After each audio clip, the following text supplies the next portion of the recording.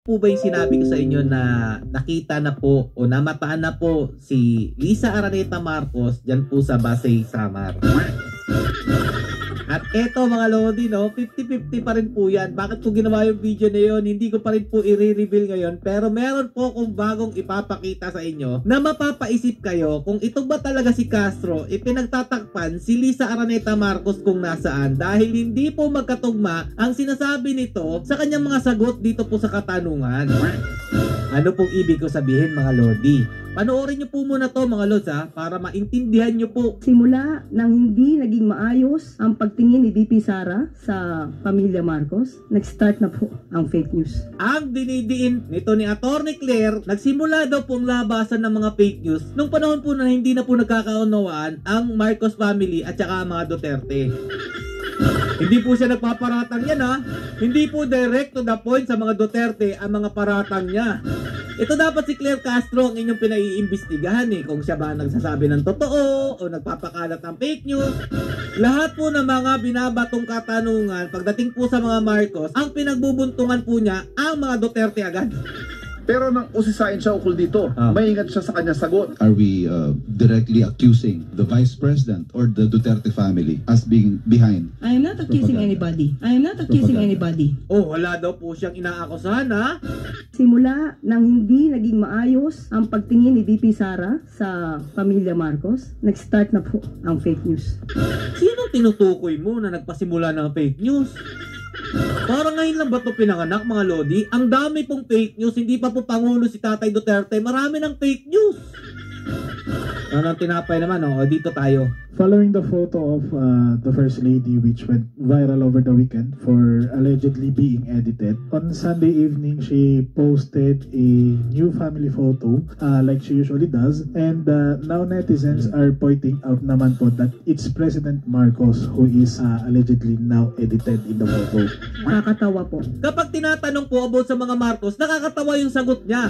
Pero pag sinabi po na totoo po ba, ganito po si Liza Araneta na hold po, ang bilis niya makasagot ng fake news. Una, sino po ba nagsabing edited? Di po ba kung sila yung nagsasabing edited, i-prove nila na edited? Ang paglaban sa fake news, ang isang araw sa misyong iniatang ni Pangulong Marcos sa Presidential Communications Office. Paano niyong lalabanan ang fake news kung ang nagpapakalat ito mula po sa loob po ng Malacanang? At paano naman po tayo maniniwala na totoo nga po itong mga family pictures na to? Di ba nagkakagrian na nga po yung mga Marcos family? Ito po talaga yung nag-trending. Umabot na po ng 200 something thousand tawa ang natanggap po nito. Biruin nyo mga Lodi, naka-formal attire po ang mga bisita ni Liza Araneta Marcos, ng ating First Lady. Tapos nakapambahay po si Madam Liza. Meeting po ba talaga to? Naalala nyo po ba yung sinabi ni Claire Castro mga Lodi na March 10 ng madaling araw daw po, dumating na daw po si Liza Araneta Marcos dito po sa ating bansa. At eto nga po mga Lodi, pinasinungalingan ni Lodi natin na nandun po mismo sa LA kung saan po naganap yung trahedya kay Pawi. Pero panoorin po muna natin to mga Lodi Tungkol po dun sa case na ibinibintang sa kanya. Wala pong katotohanan. Dahil po nung Monday po, dumating po siya dito, kung di po ako nagkakamali, mga 5 o'clock na madaling araw, dahil po meron po siyang sinansaming video na supposed to be na makakamit niya na pagdating po niya 5:58 po ang nakaregister po sa akin na oras na aga? Aga nga po she's back and ready for a meeting. Ayan galing po kay Castro yan mga idol, yung tagapagsalita po ng Malacanang. Ito pong sa post mga Lodi, sabi po kasi dito, sige na akong pang-stock, lagi daw po niyang pang-i-stock mga Lodi, nung March 9. LA Time nag-post po si Miss B o Barbie with FL na nasa IG daw po ni Miss Imperial, meaning March 10, dito na daw po siya sa Pinas. Sabi po nito ni Auntie Claire. Nakauli na daw si Auntie FL sa Pilipinas, March 10, 5:50 in the morning. Nya kamo na lang guro analyze, aron di tama hago og samot. Ano pong ibig sabihin niya na kamulang analyze? Kayo na lang daw po mag-analyze para hindi daw po siya mapagod ng husto. Kakaisip. Ilang oras po yung biyahe mga Lods? Papunta po ng Pilipinas galing po ng LA. Rough estimate po nito mga Lodi, Los Angeles, USA to Manila is 15 hours and 20 minutes. Gaano kabilis ang eroplanong nasakyan po ni Liza Araneta Marcos? Para po maabot niya po agad yung ilang oras na biyahe.